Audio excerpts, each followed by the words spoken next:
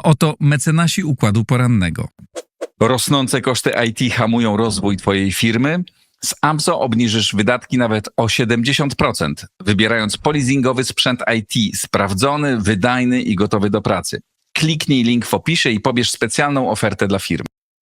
Ukraina zaatakowała rafinerię znajdującą się 1500 kilometrów w głąb Rosji. W Nowym Jorku rozmawiali szefowie amerykańskiej i rosyjskiej dyplomacji. Prezydent Stanów Zjednoczonych obiecał państwom arabskim, że nie pozwoli na aneksję zachodniego brzegu przez Izrael. Izraelski dron zaatakował kwaterę główną sił Organizacji Narodów Zjednoczonych w Libanie. Chiny zrezygnowały ze statusu państwa rozwijającego się w Światowej Organizacji Handlu. Francuskie związki zawodowe wezwały do strajku przeciwko projektowi przyszłorocznego budżetu państwa.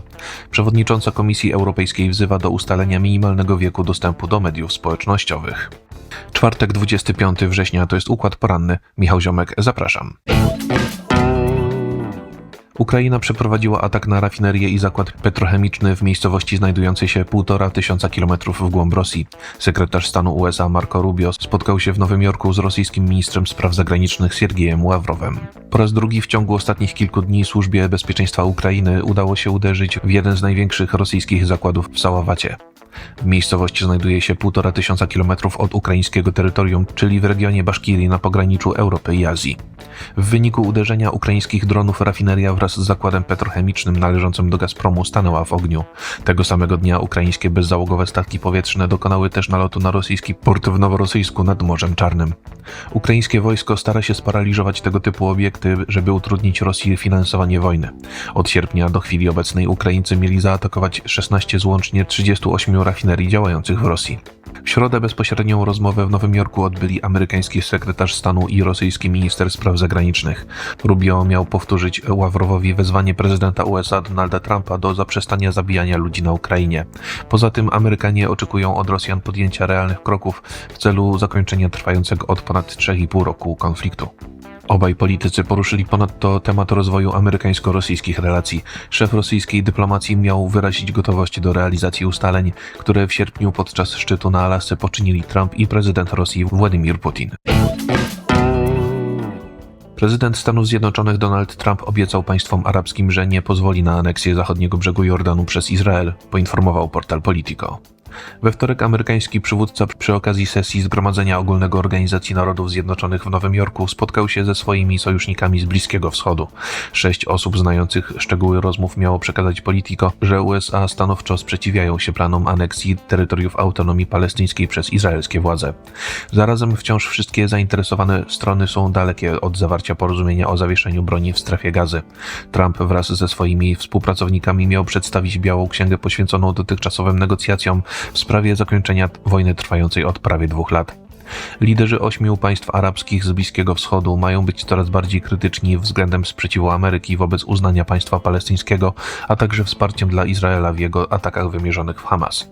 Napięcia pomiędzy dotychczasowymi sojusznikami nasiliły się po niedawnym izraelskim uderzeniu w siedzibę biura politycznego palestyńskiej organizacji znajdującej się w stolicy Kataru. Jak zauważa Politico, wciąż nie przedstawiono oficjalnie szczegółów rozmów, które miały miejsce w Nowym Jorku. Trump wyszedł ze spotkania unikając dziennikarzy, z kolei kraje arabskie nie wydały żadnego komunikatu na ten temat. Siły pokojowe Organizacji Narodów Zjednoczonych w Libanie twierdzą, że izraelski dron zaatakował ich kwaterę główną. W ten sposób Izraelczycy mają naruszać międzynarodowe rezolucje. Bezzałogowy statek powietrzny rozbił się na terenie siedziby tymczasowych sił zbrojnych ONZ w Libanie, UNIFIL. Od razu zajęli się nim wyspecjalizowani saperzy, którzy zabezpieczyli, a następnie zneutralizowali drona. W oświadczeniu podkreślono, że nie był on uzbrojony, ale była w nim zainstalowana kamera. Przedstawiciele ONZ zarzucili Izraelowi naruszanie rezolucji nr 1701 przyjętej przez Radę Bezpieczeństwa ONZ blisko 19 lat temu. Zobowiązuje ona Izraelczyków i Libańczyków do wzajemnego poszanowania swojej przestrzeni powietrznej. Siły obronne Izraela miały potwierdzić później wojskom ONZ-u, że to one wysłały bezzałogowy statek powietrzny. Według telewizji Euronews to kolejny w ostatnim czasie incydent z udziałem izraelskich dronów. Przed 2 tygodniami drony miały zrzucić 4 granaty w południowym Libanie. Zdarzenie miało miejsce podczas usuwania blokad drogowych przez żołnierzy międzynarodowych sił pokojowych. Misja UNIFIL funkcjonuje na libańskim terytorium od końca lat 70. ubiegłego wieku. W jej skład wchodzi aktualnie około 10 000 wojskowych z 50 krajów. Ich podstawowym zadaniem jest patrolowanie izraelsko-libańskiej granicy.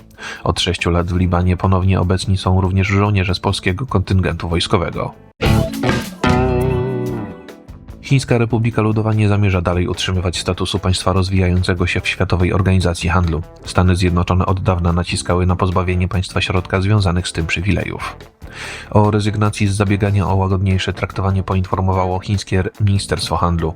Twierdzi ono, że decyzja ma związek z chęcią wzmocnienia globalnego systemu handlowego.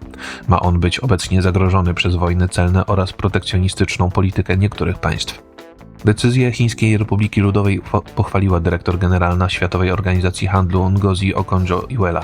Uznała ona stanowisko Pekinu za kluczowe dla prób zreformowania całej instytucji krytykowanej w ostatnim czasie za brak skuteczności. Za zmianami w sposobie jej funkcjonowania poza USA opowiada się m.in. Unia Europejska. Na rewizję statusu Chin od dawna naciskała Ameryka. Amerykańskie władze przekonywały, że państwo środka nie może być już dłużej traktowane jako kraj rozwijający się, ponieważ ma ono drugą co do wielkości gospodarkę na świecie. Dzięki dotychczasowemu statusowi Chińska Republika Ludowa korzystała z szeregu ułatwień. Kraje zaliczane do kategorii rozwijających się mogą liczyć na mniejsze wymagania dotyczące otwierania rynków na import oraz na dłuższe okresy przejściowe podczas wprowadzania zmian wymaganych przez Światową Organizację Handlu. Chiny dodatkowo nie musiały jak dotąd wpłacać pieniędzy na fundusz wspierający walkę ze zmianami klimatycznymi. Francuskie związki zawodowe wezwały pracowników do ogólnokrajowego strajku przeciwko projektowi budżetu państwa. Decyzja o akcji protestacyjnej została podjęta po spotkaniu związkowych liderów z nowym premierem Sebastianem Lecornu. Najważniejsze związki zawodowe nie zamierzają brać udziału w kolejnych negocjacjach zaplanowanych na 2 października. Zamiast tego przeprowadzą one w tym dniu kolejny ogólnokrajowy strajk. Związkowcy po blisko 2,5-godzinnym spotkaniu z nowym szefem francuskiego rządu stwierdzili, że rozmowy nie przyniosły żadnych konkretów. Lecornu nie przedstawił szczegółów dotyczących nowego planu budżetu na przyszły rok, w tym nie uwzględnił postulatów zgłaszanych przez organizacje pracownicze. Ich przedstawiciele określili jego gabinet mianem najbardziej kruchego we współczesnej historii kraju. Na razie premier Francji wycofał się z niektórych planów poprzedniego rządu, w tym z likwidacji 2 dni wolnych od pracy podczas świąt państwowych. Wciąż stoi on jednak na stanowisku, że konieczna jest walka z nadmiernym deficytem budżetowym. Według prognoz wyniesie on w tym roku co najmniej 5,4% produktu krajowego brutto. Dług publiczny Francji jest szacowany obecnie na około 116% jej rocznego PKB.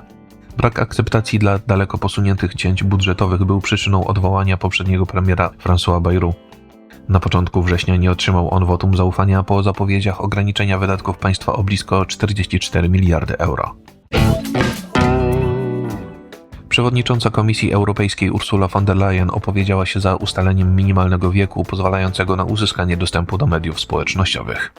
Podczas konferencji zorganizowanej przy okazji sesji Zgromadzenia Ogólnego Narodów Zjednoczonych niemiecka polityk powiedziała, że wiele państw członkowskich Unii Europejskiej opowiada się za tego rodzaju ograniczeniami. Ona sama jako matka 7 dzieci i babcia 5 wnucząt również podziela ich pogląd. Zdaniem von der Leyen istnieje powszechna akceptacja dla ustalania minimalnego wieku, od którego możliwe jest picie alkoholu, palenie papierosów czy korzystanie z filmów dla dorosłych. Podobnie powinno więc podchodzić się do kwestii korzystania z portali społecznościowych. Szefowa Komisji Europejskiej zapowiedziała, że powoła grupę ekspertów i przeprowadzi konsultacje dotyczące dalszych kroków w tej sprawie. Na wprowadzenie regulacji naciskają Francja, Grecja i Hiszpania. Kraje te mogą liczyć także na wsparcie ze strony Danii, sprawującej w bieżącym półroczu prezydencję w Radzie Unii Europejskiej. Na początku tego roku przedstawiono projekt ogólnoeuropejskich regulacji dotyczących platform społecznościowych, ale pomysł nie spotkał się z entuzjazmem ze strony pozostałych państw członkowskich Wspólnoty Europejskiej. Telewizja France 24 przypomina, że sama von der Leyen twierdziła wówczas, że tego rodzaju rozwiązania prawne powinny być wprowadzone na poziomie poszczególnych krajów. Informacje przygotował Maurycy Mietelski, nadzór redakcyjny Igor Jankę. Jeżeli podoba się Państwu nasza praca, serdecznie zachęcam do wsparcia Układu Otwartego w serwisie patronite.pl. To wszystko na dzisiaj. Bardzo Państwu dziękuję za uwagę i do usłyszenia w kolejnym Układzie Porannym. A oto mecenasi Układu Porannego. Rosnące koszty IT hamują rozwój Twojej firmy? Z AMZO obniżysz wydatki nawet o 70%, wybierając polizingowy sprzęt IT sprawdzony, wydajny i gotowy do pracy. Kliknij link w opisie i pobierz specjalną ofertę dla firm.